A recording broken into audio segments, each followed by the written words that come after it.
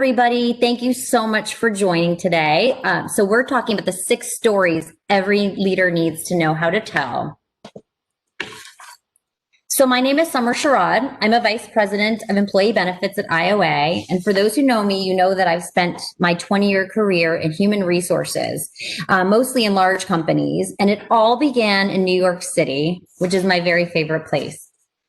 I love New York City because honestly, I think it's the most diverse, vibrant, and action-filled city that I personally know. I moved there right out of college. I went to the University of Florida and pretty much grew up in Florida. And I didn't really know what I would be getting into when I chose to go to New York City. I had no money other than what I had saved serving tables during the summertime. I had school loans waiting for me for graduate school, and I had a huge level of overconfidence that I knew what I was doing in life. So during my 8 years of living in New York City, I experienced homesickness for the first time, depression for the first time. I probably ate half of the city's worth of bagels and pizza in my first few months, gained lots of winter weight. I learned how to dodge icicles from falling buildings on the way to class.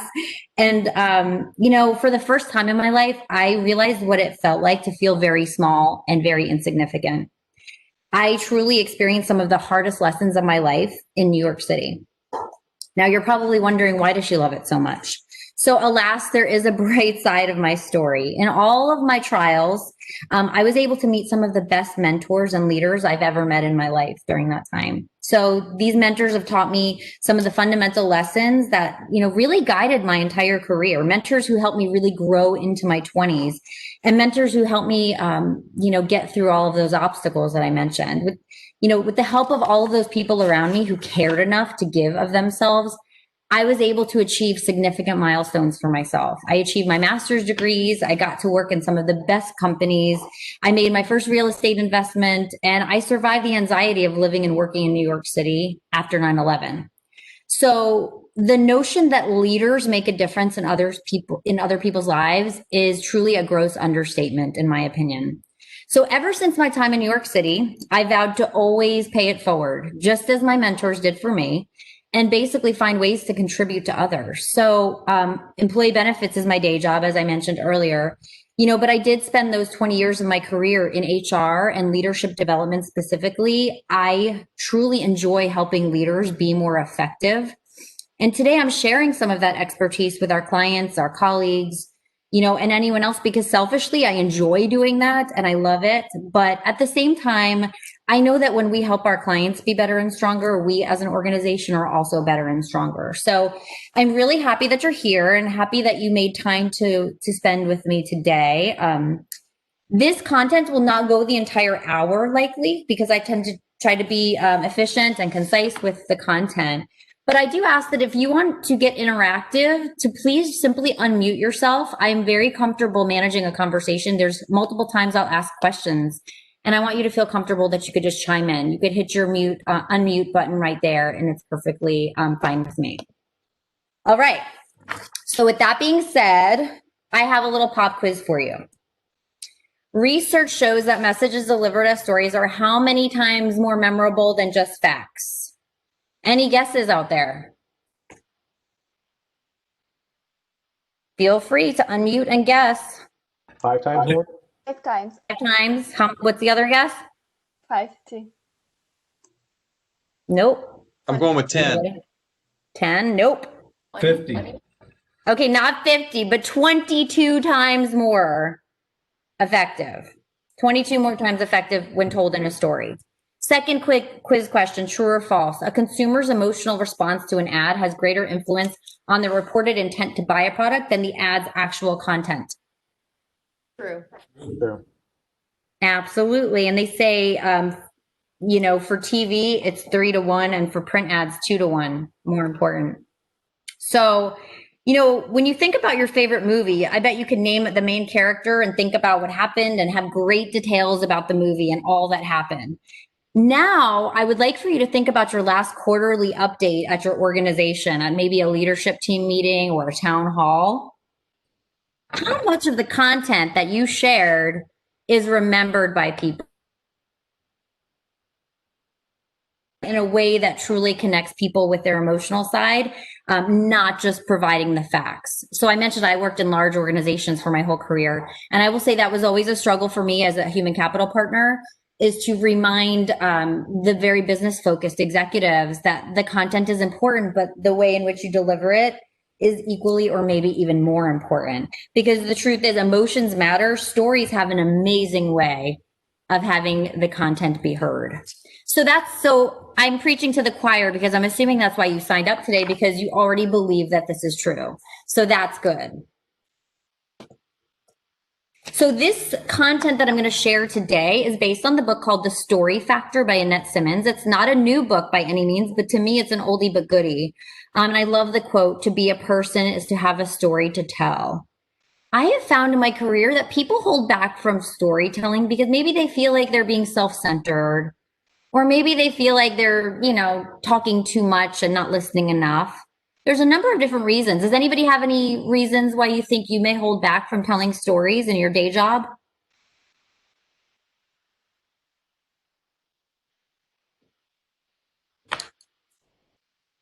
I would say that I don't see myself as a storyteller. You don't see yourself. So do you think maybe you don't have the skill, or you just don't see yourself as that persona? Yeah, probably. Yeah, it's out there on a limb. Mm-hmm. I'm Does not take funny. practice.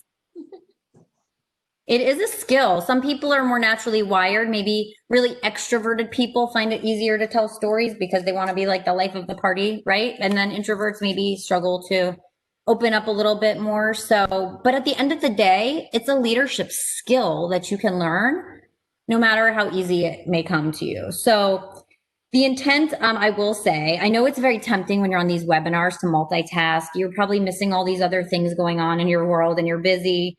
But I really want you to stop and be present and think about the content and how it relates to your life and career, and ways you can walk away a stronger leader, more equipped to connect with people at the end of this. It's not rocket science, and it doesn't take a long time to, pick up on some of these things. If you're really mindful and take it to heart and give it a little bit of reflection during our time together, you can be very efficient at picking up some of these skills. So I mentioned the book. Ask, Question. as a storyteller, aren't we always telling a story because we're always giving an example? Isn't that part of storytelling when we're speaking with somebody and we're giving them an example of our true life event or another life event? Isn't that part of a story? Examples are absolutely types of stories and examples. Yeah, sometimes I think we give examples that are straightforward and fact-based, or, something logically digestible. And how are we weaving that into the emotional side of the story? That's the question. And I think that's really what this book gets at, is persuasion and influencing through storytelling using more emotional sides of a human. But yes, absolutely. That's a simple story to tell. Thank you, Starlene. I think that was you, Starlene, right? So in the book, The Story Factor, really, she is very strong about talking about people do not want more information. And guess what? Our brains may be really sophisticated, but there are so many psychological studies that show we cannot even retain the amount of information we're getting. Being in corporate America, I laugh because we used to do technical trainings for people all the time. And we would be like, oh, we'll put them in a room for 8 hours and squeeze it all in. And we were failing to acknowledge the fact that who can actually remember all of the things that you're cramming into an 8-hour day of technical knowledge? The brain cannot handle it. The brain actually needs a break. The brain needs creativity, stimulation, fun, all of those things. So sometimes we think the most efficient and simple way of approaching things is not the way that it actually is best digested. And she talks a lot about faith, that people in general, whether they're colleagues or clients or customers of your organization, they really do look for faith in you. And they're not just looking for facts. They're looking to make sure that they can believe in you because, money, power, authority, your job title, that is not enough to win somebody over. But your story is your path to creating faith and having a person believe in who you are and knowing that they can trust and work for you or work with you. So again, I try to make this session pretty practical in terms of cutting to the chase. What are the types of stories you want to know how to tell, how to use them, maybe when to use them?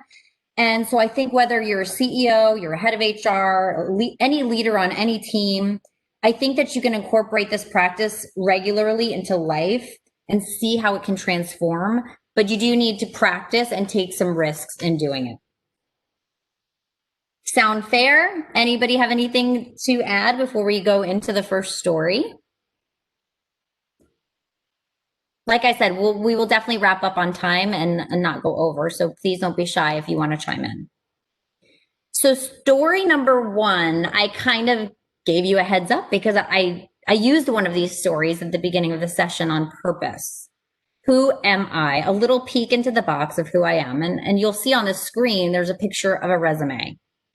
A lot of times this is kind of how we represent ourselves in the professional world. I am a product of the things I've accomplished and I look really good on paper and here I am. What a story can help you do is to make you look like this, right? It's the whole in living color. Who are you and what do you represent? So again, the first question people really ask when they meet you, they're asking, who is this person? Who are they really? And a story is definitely a way to have them see you. So public speakers are known to do this, right? At the beginning of some kind of public speaking, they'll make a joke or something. And the reason they make a joke is not to tell a story. They're making a joke to show you that they're funny and interesting. So they are pretty much trying to bring the walls down and to demonstrate who they are rather than to tell you, I'm a really funny person and I'm going to make this an engaging session. They're showing you, and that's kind of a story because it lets them demonstrate who they are through the form of humor. So until people understand who you are, the truth is they're not going to trust everything you say. So that's a pretty powerful notion when you're running a company or leading a workforce or making changes in that workforce. It becomes essential. So here's the thing about who am I stories. Here's the good news for those people who are more shy about sharing. You do not have to share something about you personally. Well, you're like, well, how does that make sense? Who am I is me. You can use a story, for example, about Mother Teresa that reveals that you understand gratitude and humility of learning from others and that you're not bound by ego and can be trusted. If you tell a story that resonates with your heart and you do it in such a way that just represents this story and this person means something to me because of this, is telling the listener something about you, and it's not revealing anything personal about you, if that makes sense. So, you can use just about any example of a person or even a quote or a picture of something. A lot of times, so I did leadership development, like I mentioned, we would use pictures or quotes and lay them all out on the table and have people select one and talk about why were they attracted to this picture and what does it mean to them as a person? How does it relate to who they are? So sometimes you can use actual tools to get people to open up about these things. But as a leader in general, telling people, finding ways to talk about who you are is key. So I wanted to kind of boil down, when are good times to use who am I stories? Because obviously, if you use who am I stories every single day in every interaction, people will be like, that person is getting a little self-centered, right? So I cataloged a couple of examples that you may want to use. So say you're speaking to a new audience or to your entire workforce, weaving in a personal story is a great way to show who you are. Let's say you're coaching someone to reach their potential. I put that here because I've used this a lot. I've shared some of my worst moments and mistakes in my career with people I was helping to coach. And instead of sitting there telling them all the things they were doing wrong and all the things that they could do better to achieve their potential, I told them about real relevant stories about things I've struggled with and that I continue to work on and how I work on it and how I kind of approach that with humility. So that's an example of using yourself to diffuse something that could feel very threatening to a person.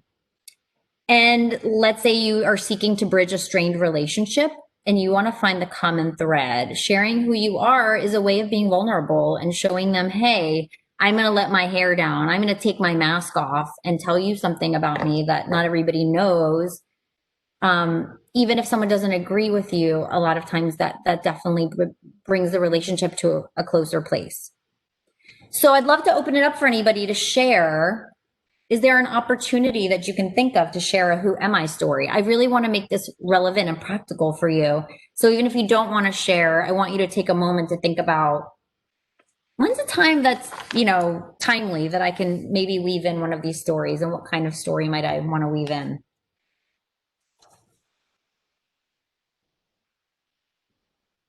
Will the job interview be a good time to start with a short story, right?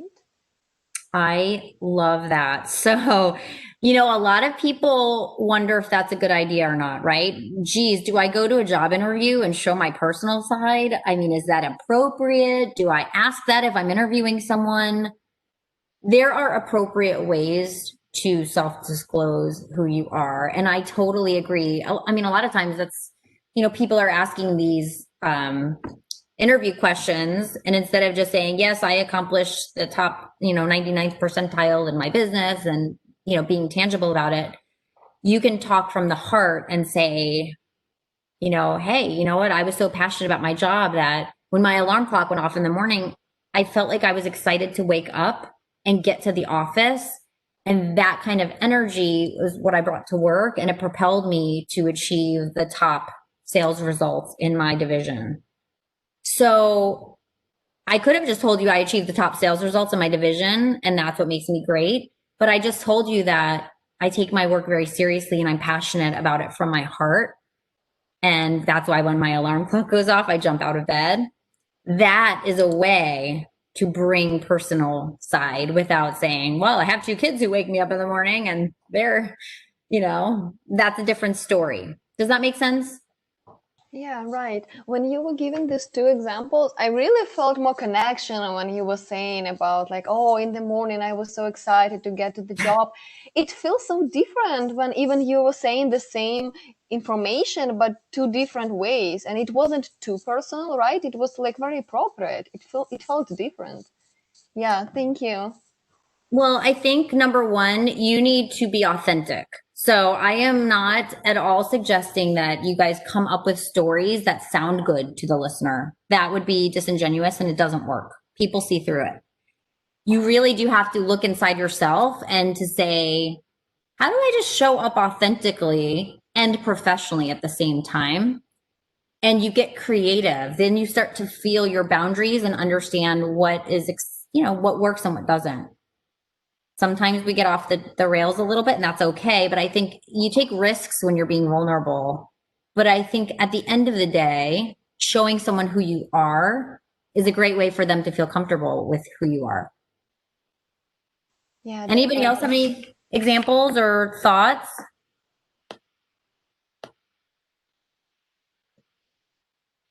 All right, we're going to move on to the next one. Why am I here? Question? Did somebody have a question? No, I used storytelling one time when I had to, we had an employee whose career was likely not going to include our organization. And I could tell that she really did not want to pursue the next step with our organization. And I just shared my personal experience of first time out of college, making the step in a direction, but including like, this is a stepping stone. It doesn't have to be forever. And that kind of hit home with her, and it allowed her to recognize that it's okay that I make a change in my career, or I think it made her more confident in her decision. I love that. I think that's great. Thank you so much, Robin. And it's good to hear from you. Thank you. Good to see you. So the second story is why I am here. And I know for you business leaders out there who love change management, and you're always thinking of the WIFM, what's in it for me to describe to employees, what this storytelling is about is not just telling people what's in it for them, because sometimes we can overdo that. We're like overselling organizational change. Like, look how great this is. but also telling them what's in it for you, because everybody knows organizations have their own agendas and we're running a business to make money and to be successful, right? So as an HR practitioner too, I saw this so many times that when senior executives had trouble connecting with the frontline employees, it was often just this big gaping hole. And it's because the frontline employees didn't really trust the intent of why is that leader doing the things they're doing? I don't get it. Are they just in it for themselves? Are they in it to look good? And you really do need to make sure that the goals are clear. So, the book gave some examples just talking about even when your goals are selfish, people will know and accept it as long as you're upfront about it. Like they reference a businessman who was a millionaire, and he frankly would tell people, I came from Lebanon when I was 13. I grew up poor. I didn't know English. I had no money. I worked as a busboy, and every day I taught myself a few words of English. And I knew that all the people around me who had beautiful clothes and big cars and happy families, and I knew that's something I wanted, and I knew I cared enough to work hard and smart enough to earn those things for myself. So ultimately he succeeded and he became a millionaire, right? And people could say, wow, that's super sounding selfish or surface. But at the end of the day, customers, finance people, partners, when people would listen to his prospectus after hearing his story, they felt more relaxed because they said he's being genuine. Yes, his goals are selfish, but they're selfish in an understandable way, and he's not hiding anything. That makes him trustworthy. So I can't tell you the number of times in my HR career where I felt that as an organization, we would want to tell the canned, politically correct story about why we are doing something and kind of hide all the other reasons behind it. I'll give you an example. At one of my companies, we were outsourcing a big piece of our work, non-customer facing work, to India.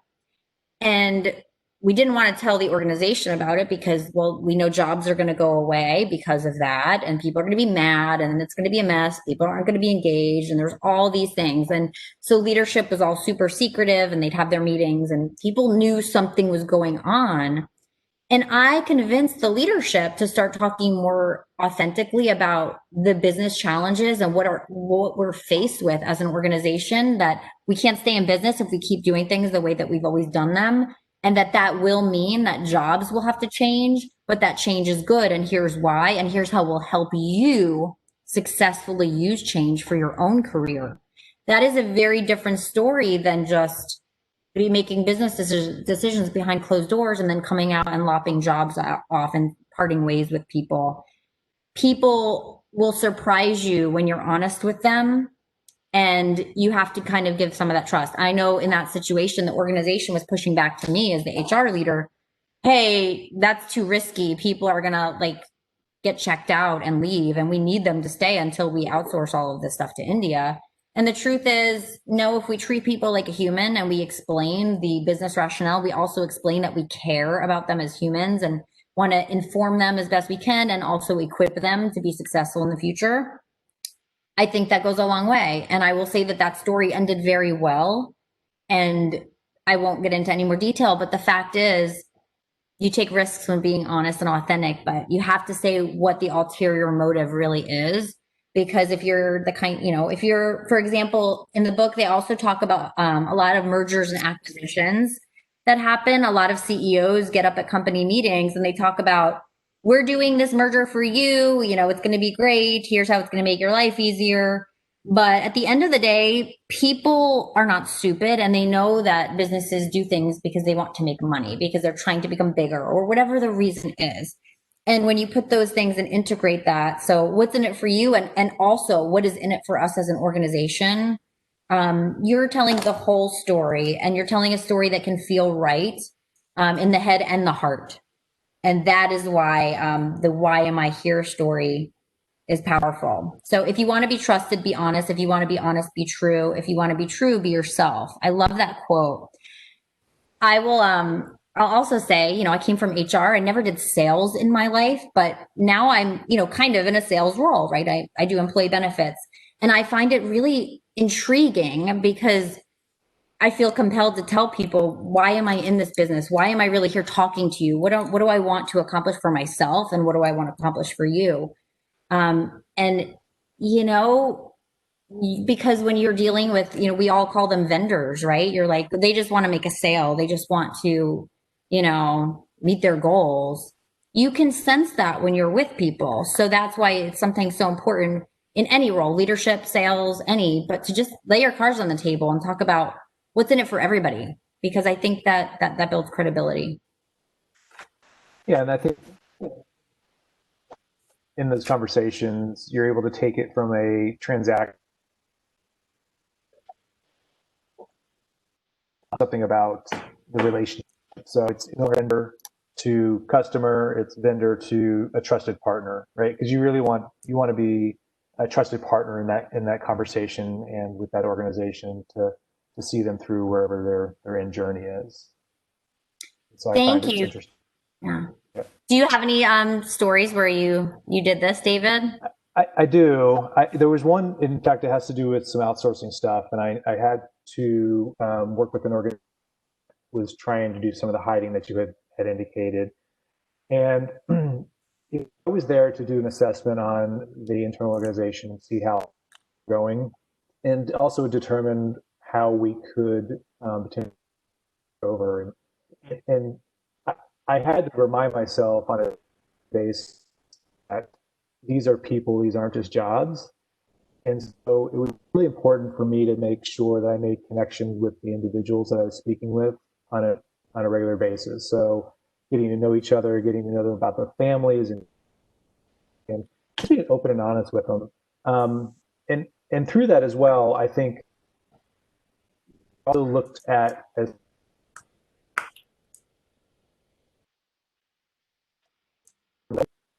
so it was a learning for me through this. I always felt compelled that I need to be there to answer any questions that were asked, but sometimes it's better just to take a pause and say, I don't know. Those are really good questions, and let's just figure out where this goes from here. Showing that you're not there with all the answers, powerful. I just got that feedback recently. Somebody told me you didn't have all the answers that I asked, and I love that you said that you didn't know. And I also believe that, believe in you because of that, instead of you kind of fudging something. So I love that you just said that. All right. So let's talk about the specific times when you would want to use a why am I here story. Let's say you just got promoted and managed a new team. Right now you're in a position of authority. Maybe you even manage people that used to be your peers, talking about why I am here. I've seen a lot of times leaders, people do, let's just say this, in jobs, people are suspicious of, oh, that person just wants more power, or that person was just looking to outshine me. Maybe, their ego is so big. And that is why you can't ignore what's racing through people's heads. You have to squash that by basically saying, why am I here? Well, you're dismissing their thoughts that you're just driven by ego by saying, well, I grew up and, maybe like that other story I gave you. I grew up, my parents didn't have a lot of money, and I vowed to myself, I'm going to make the most of my career and contribute to as many people as I could. And I get so much joy out of doing that. And here's why. You're dispelling all the myths that are racing through people's heads, because let's be honest, in the absence of information and connection, people can sometimes go negative. It's a weird thing. And I don't have any psychological data to share with you about that. But if you've ever found that, right, in the absence of information or connection, what happens at the water cooler? People are gossiping. So why am I here stories are useful. Let's say you're speaking to a new audience, just like I said, that's always effective there. If you are influencing change, I worked for an organization that got a new CEO after there was a CEO in place there for 20 years. And he was really clear about why he was there. He said, I'm here because I need to transform this organization. We are broken. And if we don't change, we're not going to have a business to come to work to. I mean, you don't get any more transparent than that. And that CEO did turn a huge organization around in 3 years. So that's a powerful example if you're influencing change and you are coaching someone to reach their potential too. So making sure that they know why you are, that you're a helper and not a judger is pretty important when you're helping somebody kind of look at some of their weaknesses, maybe, right? Time to get a little vulnerable yourself. Any examples of why am I here stories that anybody else wants to share?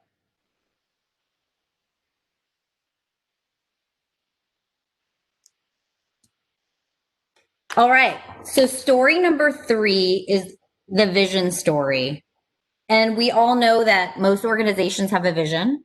Most people maybe have a vision that maybe don't talk about or think about. But, you know, a typical CEO might say, I have a vision to become a $2 billion company in 5 years. And, you know, how much does that mean to his regional manager or the salespeople down below? Right? Are they waking up in the morning saying, yes, I can't wait to become a $2 billion company in 5 years? Not sure if that's happening, right? So everyone will say, yes, I understand. I'm behind you 100%. I want to help the company, you know, reach 2 billion in 5 years. But at the end of the day, people also go back and they're like, wait, what's our vision? I'm not sure. And the CEO may become irritated. And I've seen this happen. Hey, I mean, I've articulated our vision a million times. You guys know where we're heading. The problem is that people aren't feeling a connection to the story of why we're doing it and what the bigger picture is. So really, you have to take that goal. It's a goal, really. That's not a vision.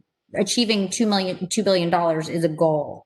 So the secret is really to tell it from a place of authenticity, as we said. So, you know, it's similar to if you were to watch Martin Luther King say, I have a dream, that is a vision. That is not a goal. That's something from his heart. And it's important that, you know, I know a lot of executives I've worked with personally, when I've encouraged them to do this and to do more of it, they roll their eyes at me and they're like, that's hokey, that's corny, like that's too soft, too fluffy. I've gotten all of that feedback before. And I would just tell them, you can judge all you want. I'm perfectly fine with you telling me that my advice is not the best, but just do it anyway.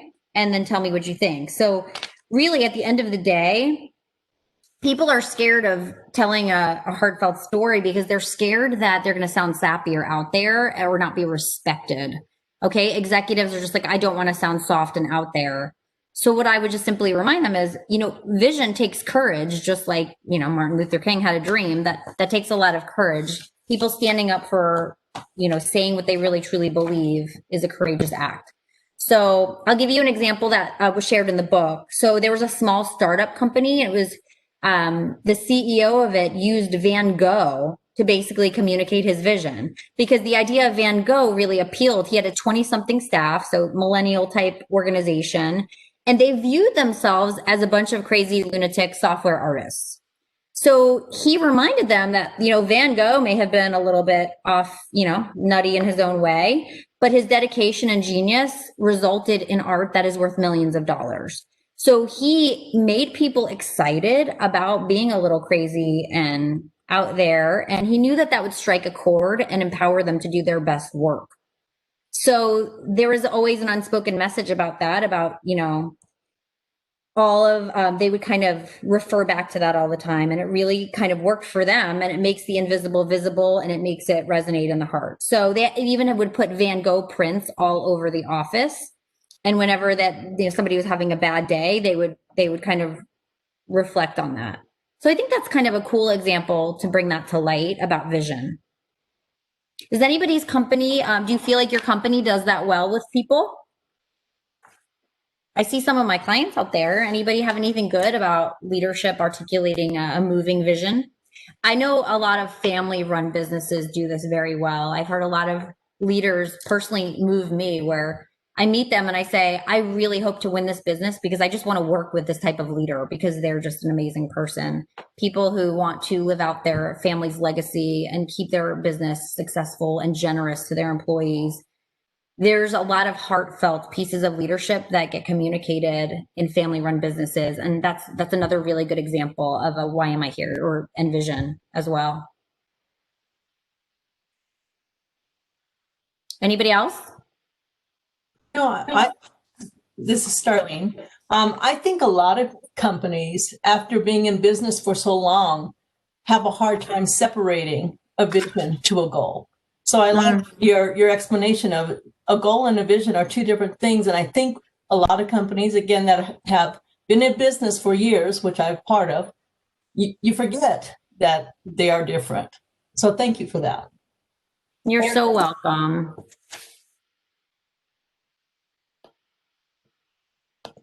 All right.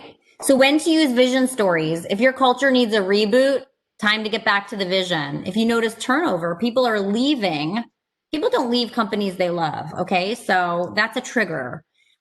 Use vision stories when times are stressful. During COVID was a perfect example. How much vision did you need during that when inspiration was needed?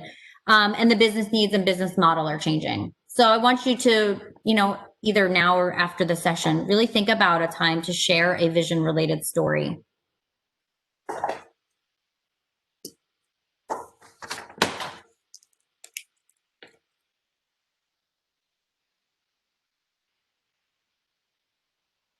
All right. So values in action story is number 5. I put this example of core values up here because guess what? A lot of companies, they put this up on the wall and they're like, yay, we have corporate values. We're on top of the whole values thing. In fact, I've been part of HR task forces that roll out values. I would always scratch my head and say rolling out of values sounds like the complete oxymoron. Values are something that are not a project to roll out. It's not a one-hit wonder.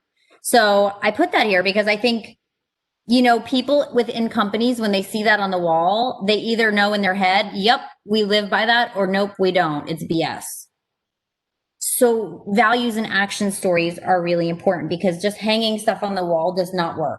The best way to teach a value is by example, right? If you have somebody who's a fitness coach and then they're like drinking Diet Coke and eating brownies and smoking in between sessions, you're going to probably scratch your head and be like, I'm not sure that they're so good at their job, or not so sure they're coming from a place of integrity or authenticity.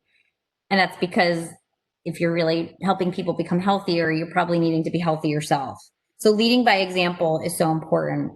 Parenting is another one. We won't even get into that today because I have not mastered that yet, but values and action stories are really good. So one of the, in the book, they referenced a really good story I wanted to share about a woman who was very much against the normal corporate mantra, do more with less. We hear that phrase all the time in corporate America, at least I know, and maybe in small companies as well. Do more with less. Let's be more efficient. Let's multitask the heck out of ourselves so we can be even more amazing than we are now. And this woman was really against it. And she was against organizational redesigns, no matter, we say we'll cut layers out and save X amount of dollars. She was against these efforts. And the way that she tried to influence people was by telling a story. So she told a story about somebody that she knew who was some, big position. And she was interviewing for a position, and there was somebody she was going up against, and he literally described working long hours, working weekends. His work ethic was impressive, accomplishments. He was all about efficiency, amazing, doing more with less, basically. That's all he touted during his interview. Well, during the actual interview, the man grabbed his chest and had a heart attack. They literally called 911. The entire office freaked out. Oh my God, a candidate had a heart attack and died in an interview. But the man actually died during an interview. And she uses the irony of the story about how he was touting how much he could handle with less and just running himself into the ground. And she used that to say, doing more with less is sometimes stupid and we need to be smart. So I loved that story personally because I think it's a nice way to challenge the status quo, and maybe that's the mantra, but it doesn't mean that it's right. So values and action matter. So if I see that this matters a lot if a company is going through a merger or acquisition, because you really want to make sure that the cultures and the values are aligned with each organization. So bringing that to light is important. Again, if your company culture needs a reboot, if you want to inspire employees to change or behave differently, or you want to reinforce positive behaviors happening already, values and action stories are great. I'm in healthcare, I love to tell stories about how I had a weight loss journey at one time in my life and what I did and how I embraced healthy living and all of that. I think it's fun to reflect on some of those things that really resonate to what you're talking about. So anyone else have a good example that they want to share about values and action in their organization or their team?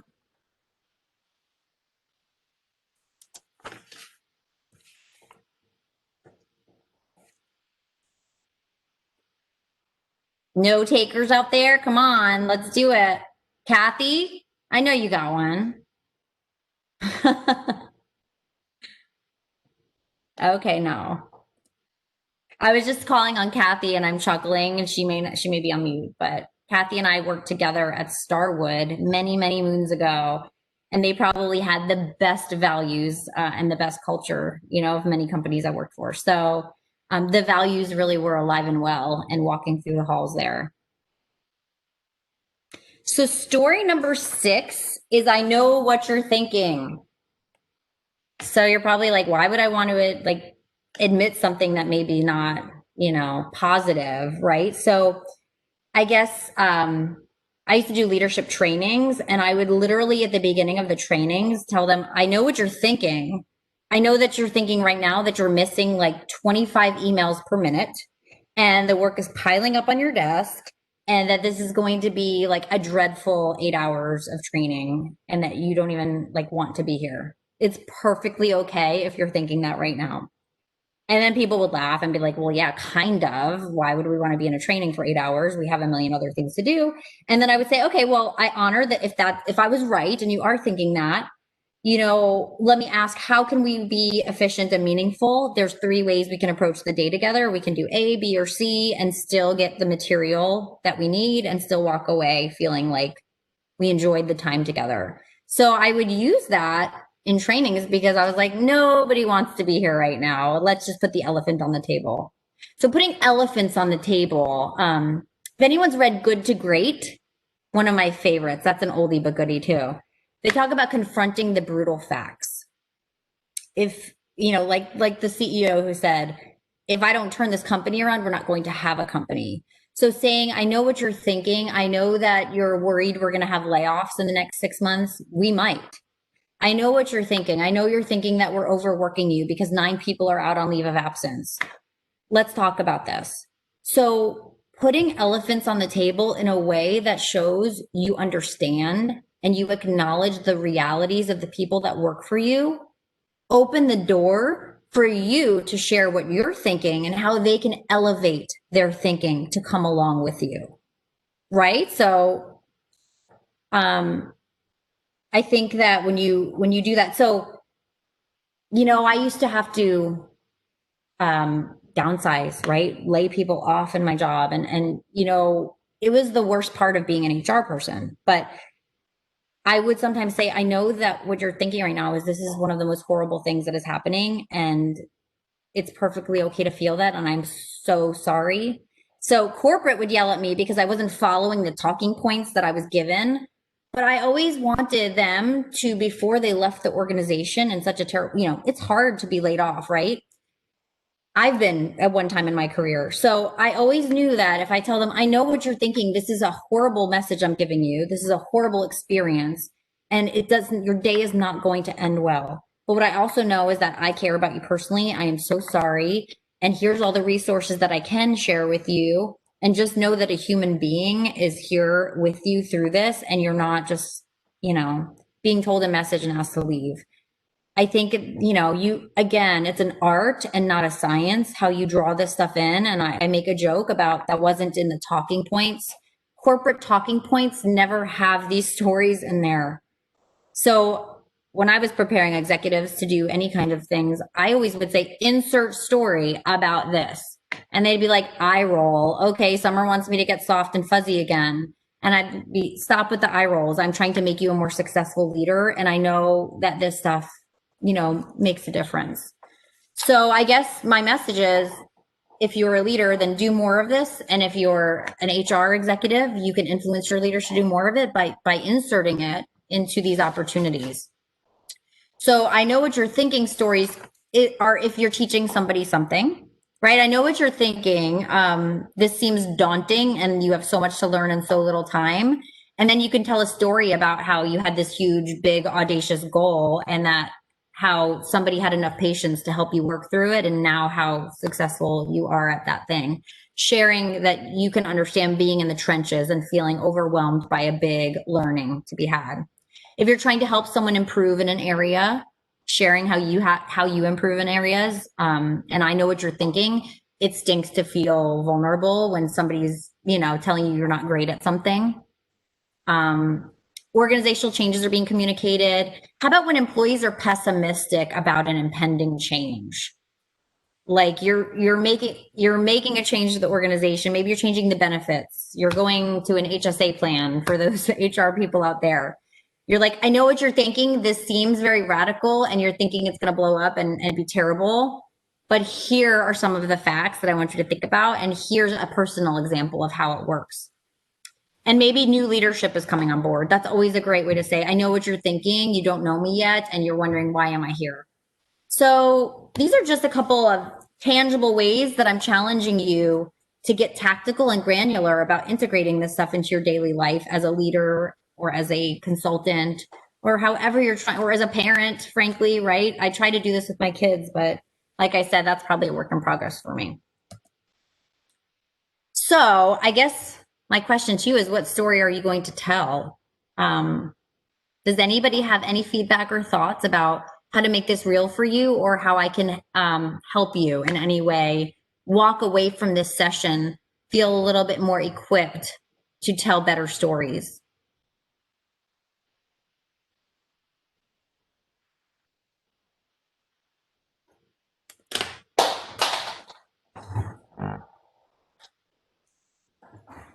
Anybody?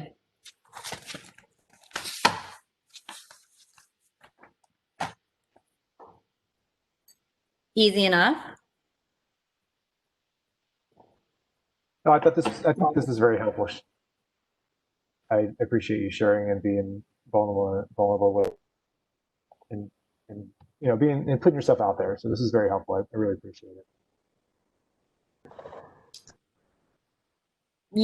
Every day I say, if I'm not putting myself out there, I haven't really lived my life, right? We are each so different and unique. And I think literally every one of you has gifts to share. And I think we hold back a lot of ourselves. We hold back with fear, whatever it is, fear of, not being heard or being rejected, or I don't know, being people thinking you're crazy. Whatever the fear is, we all have them. Right, so literally, practice. Take it little baby steps and tell little stories that build into bigger stories. And when you do it, you're giving other people permission to do it too, and be more of who they are. I mean, from a diversity and inclusion standpoint, you get the best from your employees when they feel that they can be real and, bring their whole self to work. The only way to bring their whole self to work is to feel the comfort that my leader brings their whole self to work too. I know them. I know who they are as a human.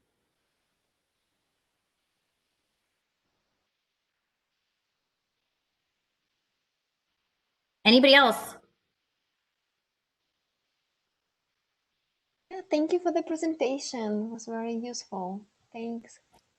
So I did record it if you want to reference back to anything, and I'll also PDF the content for you so you have it and kind of take it away and do a little bit of homework and start telling the stories.